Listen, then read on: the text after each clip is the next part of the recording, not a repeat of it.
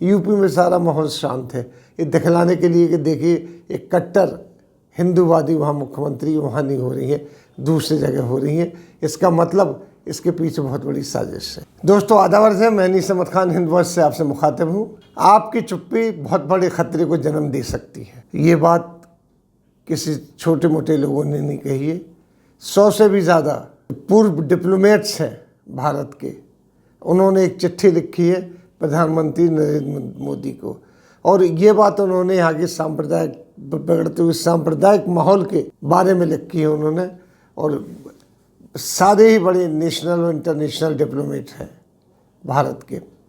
उन्होंने कहा है कि आपकी ये चुप्पी जो सांप्रदायिक मामलों में है ये बहुत बड़े देश में खतरे का जन्म दे सकती है। उन्होंने सीधे तौर पर इस बात को लिखा कि मुसलमानों के खिलाफ जिस तरीके से बुलडोजर प्रथा चल रही है, जिस तरीके से उनके खिलाफ नारेबाजियाँ हो रही हैं, उनको नहीं रोका गया तो ये बहुत बड़े खतरे का दागबेल एक बुनियाद पड़ रही है।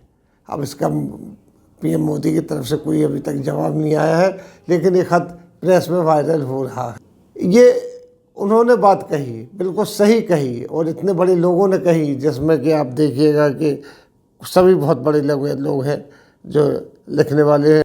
पूर्व राष्ट्रीय सुरक्षा सलाहकार शिवशंकर मेनन और विदेश सचिव सूरज सिंह, दिल्ली के पूर्व एलजी नजीब जंग, ऐसे लोग शामिल हैं इसमें लिखने वालों में चिट्ठी को।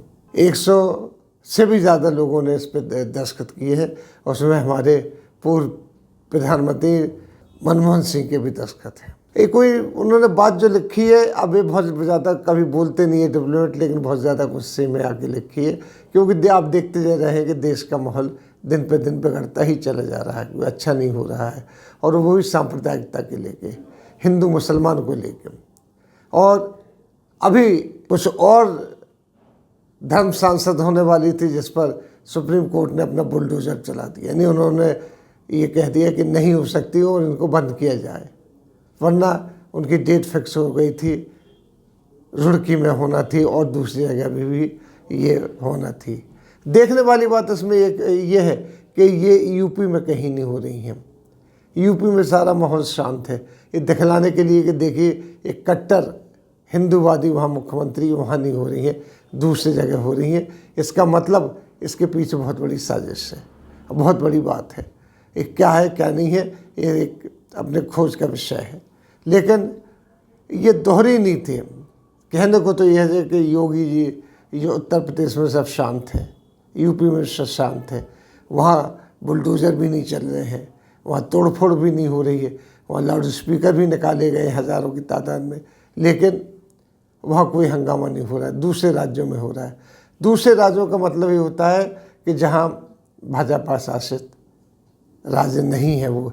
अब यही बात है जैसे कि मोदी जी ने कभी जो दाम घटाने की बात कही, जो वैट घटाने की बात कही कई चीज़ों के ऊपर, पेट्रोलियम पदार्थों के ऊपर, उन्होंने कहा कि राज्यों को अपना वैट कम कर देना चाहिए, उनके ऊपर जो टैक्सेस लगते हैं वो कम कर देना चाहिए। जबकि राज्यों की शिकायत है कि हमारे 15 हज़ार करोड़ रुपया केंद्र के पास पड़े हुए हैं, वो नहीं दे रही है केंद्र। ये कैसे नसीहत दी जा रही है हमें?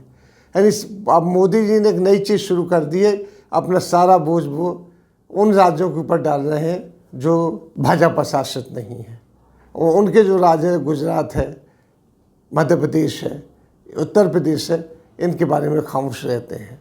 अब अजीब सी दोहरी पॉलिसी चल रही, क्या अच्छा अच्छा हमारा है और बुरा बुरा जो है वो विपक्षियों के ऊपर डाल दिया जाए।